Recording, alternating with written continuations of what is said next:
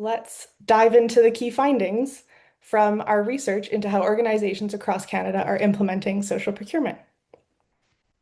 Thank you to all 36 by Social Canada social purchasing partners, BC Social Procurement Initiative members, and consulting clients who shared data on your 2024 activities. Together, this provides a snapshot of how social procurement is becoming more embedded and more impactful across a diverse range of purchasing organizations, including municipalities, private companies, and institutions.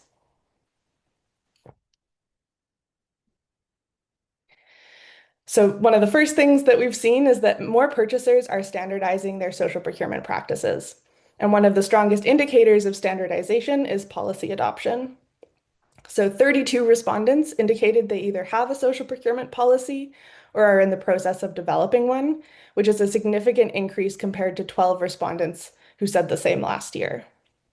This signals that purchasers increasingly see social procurement not as optional, but essential. Policies help staff know when to use social value criteria, how to track outcomes, and how to embed social value into mainstream procurement decisions. We're also seeing organizations move beyond commitment into operationalization. Purchasers are gathering baseline data, building tools, and training staff to make social procurement a standard part of their workflows. While we're still looking to see more organizations develop measurement and reporting processes, it is in development for 36% of respondents, and the measurement that is occurring is impactful. Even though only a minority currently track their social procurement spend, those that do demonstrate substantial results, including, as I mentioned earlier, 122 million in social procurement spend in 2024 from just 5 purchasing organizations. And as purchasers evaluate their existing spend, they have the chance to identify social value suppliers already in their supply chain and opportunities to switch to social value suppliers for other commonly purchased goods and services, as this quote from Delnor Construction demonstrates.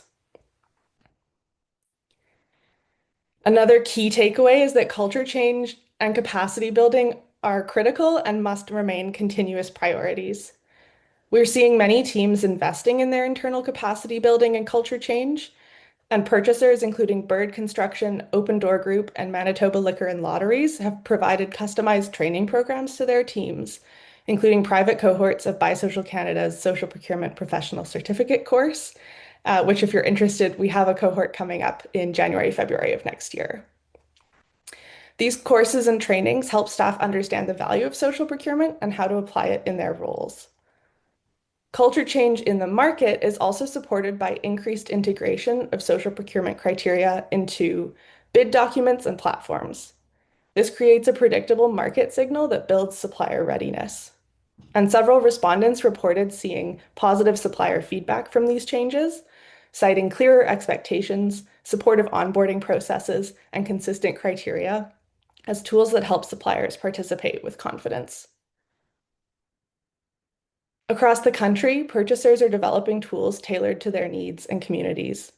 For example, the Halifax Regional Municipality's Social Value Catering Registry is a great new tool that's available internally and externally and allows users to search for catering companies that deliver social value in addition to delicious food.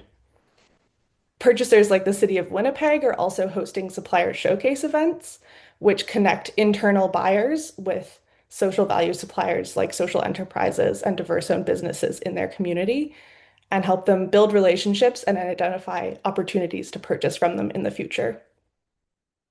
And BiSocial Leader Destination Vancouver is in the process of setting up tracking for their social procurement spend using their CRM to add tags to suppliers to identify which kind of social value they contribute.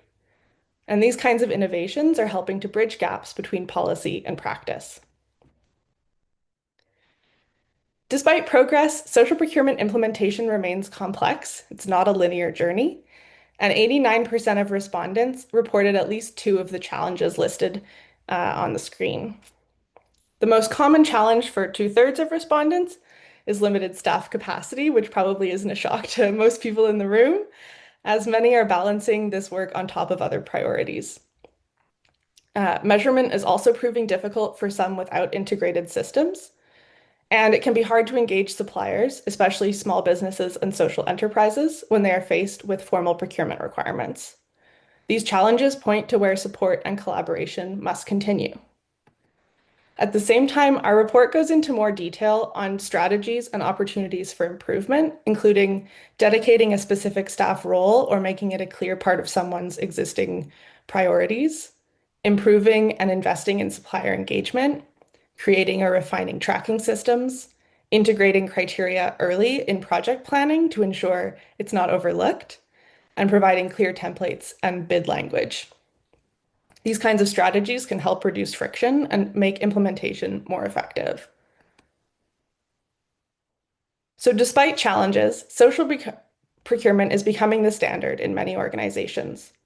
Purchasers recognize that it is a powerful tool for systemic change, and it is becoming a consistent expectation in many sectors, including public governments and institutions, construction, tourism, and healthcare. This growth is also reflected in the jurisdictional scan included in an appendix of the new report, which shows public sector purchasers with social and sustainable procurement policies. And we really invite you to review this jurisdictional scan. And if you are a public sector purchaser and you don't see your policy included, please reach out to us because we're really treating this as a living document. Purchasers see social procurement as a learning journey that requires ongoing effort, collaboration, and willingness to change. Progress depends not just on new tools and policies, but on shifting culture, leadership, and supplier relationships.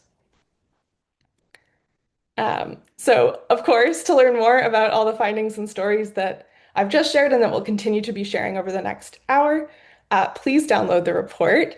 Um, it's really a comprehensive exploration of both sides of the marketplace, buying and selling with impact. And it goes into a lot more detail on some of the stories shared in this brief overview of highlights so far.